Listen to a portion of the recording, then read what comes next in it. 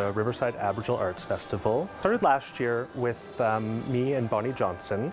We were running a jigging club out of the school for about 3 years. We're in our 5th year this year. And we wanted to create a venue for our children to perform. And our children are from the Midtown area, and in our neighborhood is the E.A. Rawlinson, a beautiful state-of-the-art facility. And so we were trying to figure out ways that we could get our children onto that stage, and kind of located the Sask Arts Board, who provides funding to schools and community groups. We think that it's important for children to have access to professional artists. So that's kind of the foundation of the festival itself. 2 years ago, we decided that we would apply for some grant money, Troy, Toronto and I. So we together applied for grant money. We got after-school grant money. We put on a show at the E.A. Rawlinson Centre. We watched the kids, and we knew that we wanted them exposed to the arts. We wanted our children at Riverside School to experience what that was like to be performers and to work with professional artists. We are so proud of the Riverside Jigging Club. They started practicing in October and worked hard all year. Our junior dancers are grade 1 to grade 3 students. They are performing a dance called the duck dance. Watch as the little ducks fly under the bridge. Riverside's a school that's 90% Aboriginal. And as Aboriginal people, we're storytellers, we're musical, we're dancers, and the Arts Festival is just taking it that step further. It's connecting those kids to the culture, connecting them to their background, to that music, to that dance, that storytelling. That's what this festival is about. So I first got involved helping Bonnie and Troy with jigging my first year teaching at Riverside. And I'm Métis as well, so I thought it would be cool for me to learn some of the steps and things too. So the little grade 1 to grade 3s are just so sweet. It's their first time learning how to jig, and the jig step is really hard for them, so when they get it, they're all very, very excited. I'll see the kids in the hallway too when I'm at school, and they, oh, watch my jig step, I can do it now, and it's cute.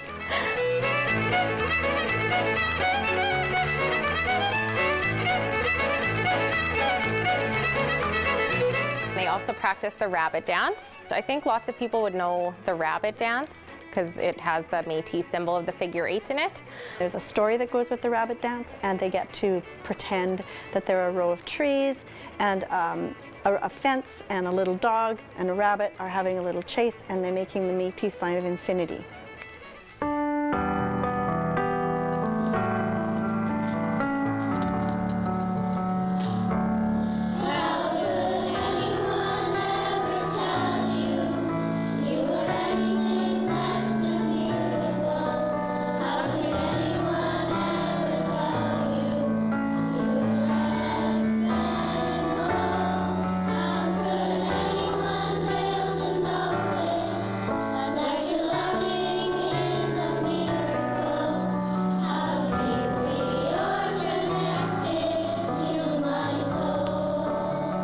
Twyla is an amazing person who, really goes above and beyond. We couldn't ask for a better cohort to be a part of this festival.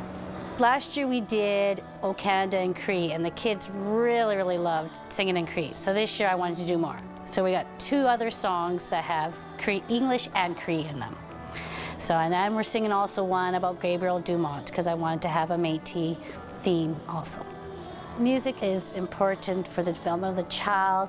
It gives them some literacy skills. It helps them with memorization because they memorize a lot of songs. Helps with their math because they have to count and find patterns in music. Fine motor skills because we're clapping, stomping, and playing instruments properly. There's so many benefits. I mean, I could go on and on and on. We are all one people. We all come from one creation.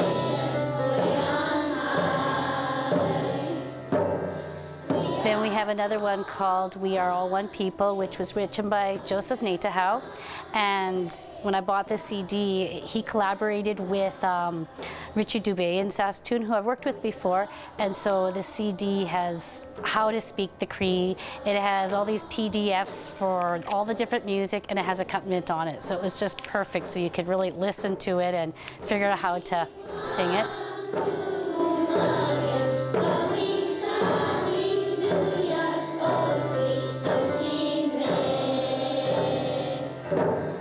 We Good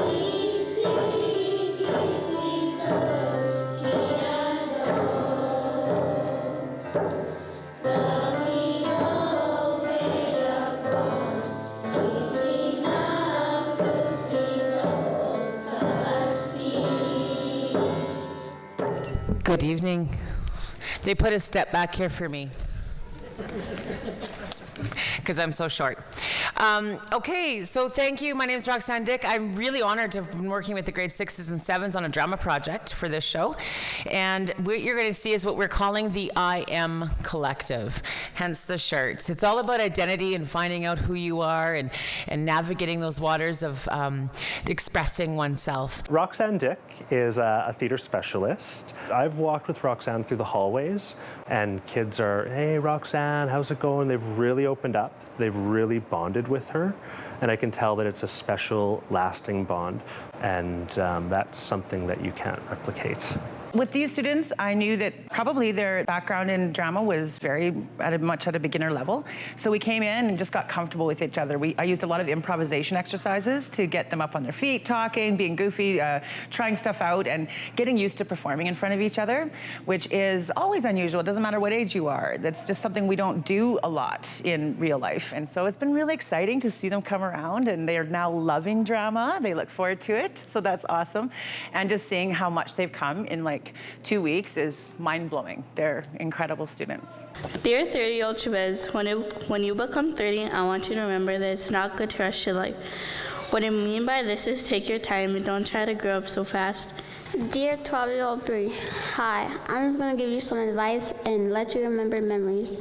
The first thing I want you to remember is when we went to Edmonton Mall.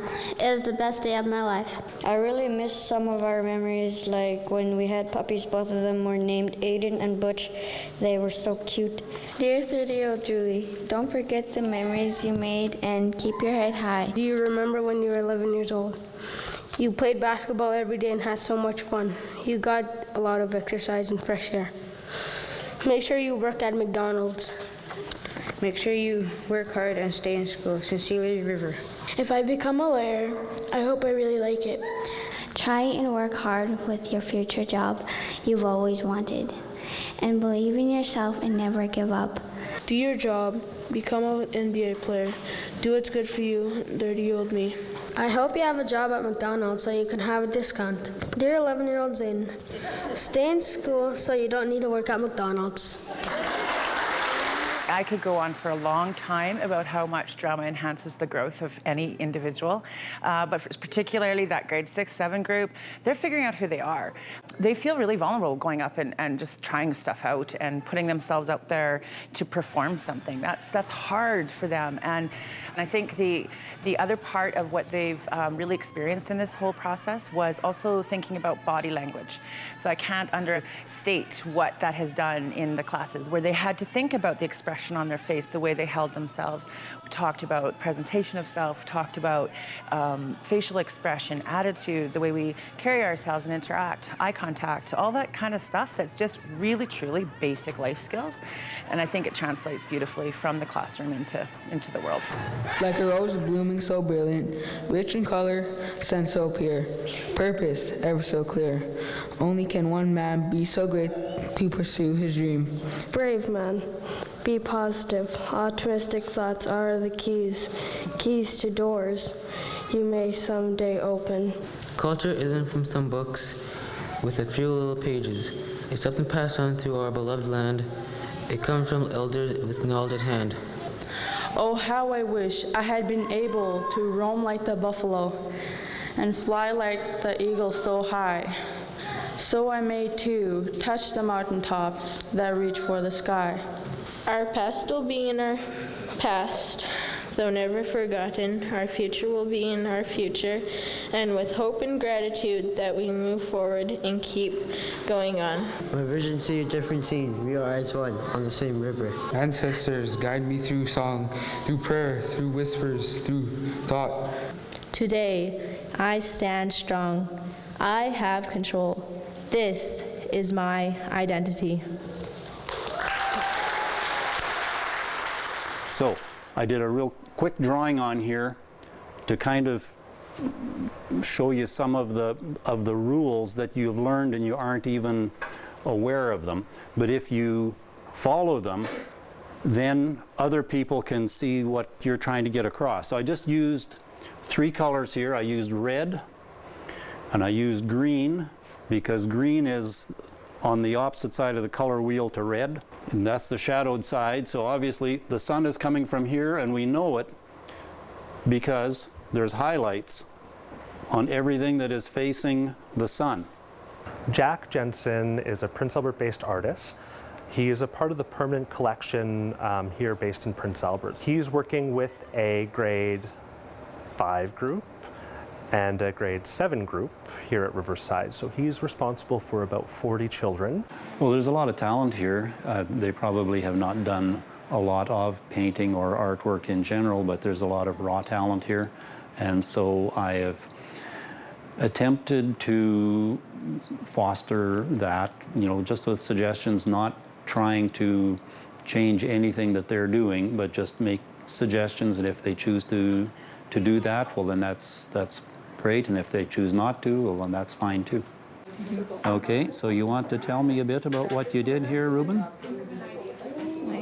I didn't like the moon. You didn't? So I didn't want to. You didn't like the moon? So I just made a galaxy. Okay, so you said, I'm not going to put the moon into here, I'm just going to revise it, right? And then you decided on some colors, eh? And I see that you kept the person on the swing, and it's kind of in silhouette, eh? So what kind of technique did you use for getting all of these dots? I just put my finger there and I went like this. And you give it a tap, eh?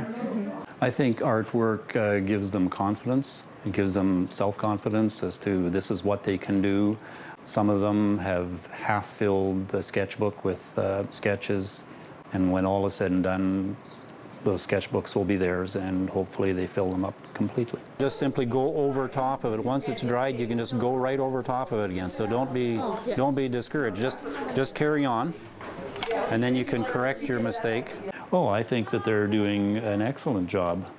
Like, certainly a lot of this was just straight from themselves. I did not suggest some of this technique and whatever that they're using, like they're doing this splattering technique and these lines and whatever. They're just things that they've picked up themselves. Kind of just around the corners of them. Top? Yeah, well, the sun will be hitting it on the top, but if it's off to the side, it'll also come a little down the side, right? And then if that's where the sun is, then your shadow will come along on the other side, right? Yeah.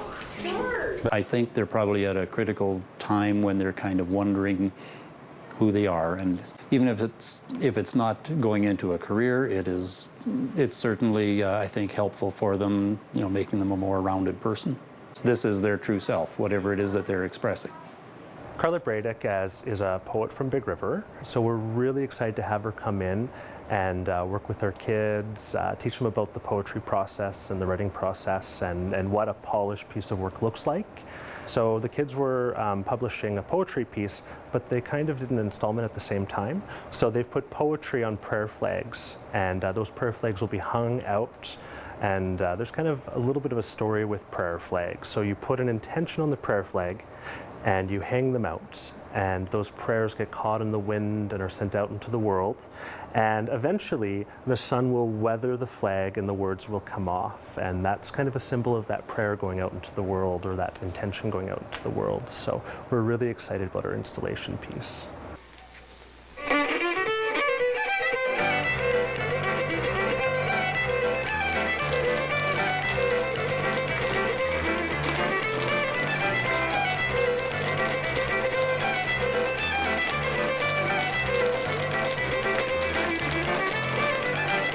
So the Red River Jig is the cornerstone dance, I guess you could say, of the Métis. That's our dance. So the Red River Jig has a dance and a song that are matched together. So for the kids in our school who are predominantly First Nations Métis students, it was really important to be able to have them reflect their culture at school.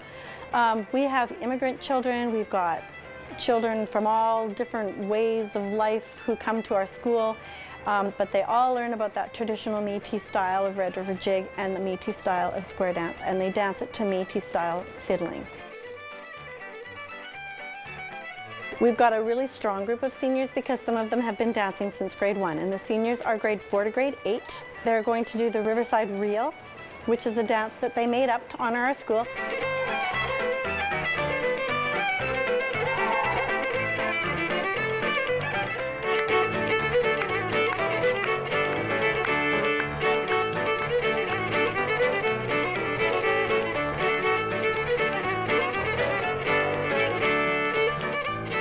Usually a square dance has 4 couples of 8 children, but we wanted to include everybody. So this year, our dances are huge. Like we've got 12 couples. Then they all do it at the same time. So the Métis have a dance called the quadrille, which is a really long traditional dance.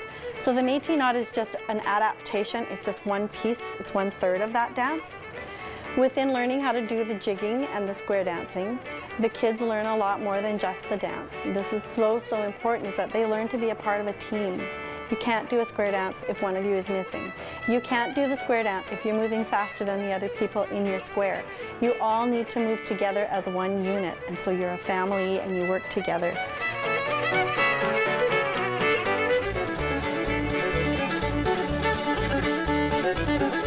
They will also be doing 2 adaptations of the Red River Jig. The seniors learn how to do the sash dance, and they're also doing an adaptation using a broom.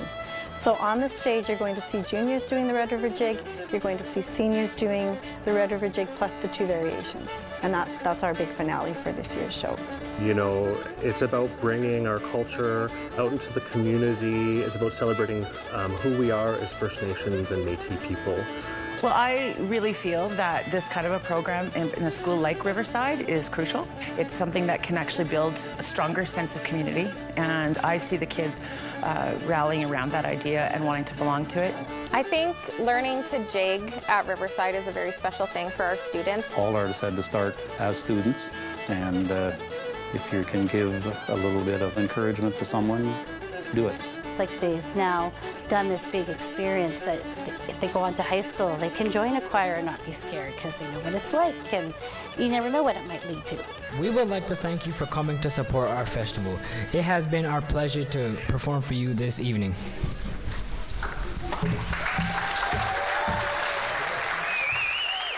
If you have program ideas that you'd like to see on maxTV Local On Demand, write us at max.local@sastel.com.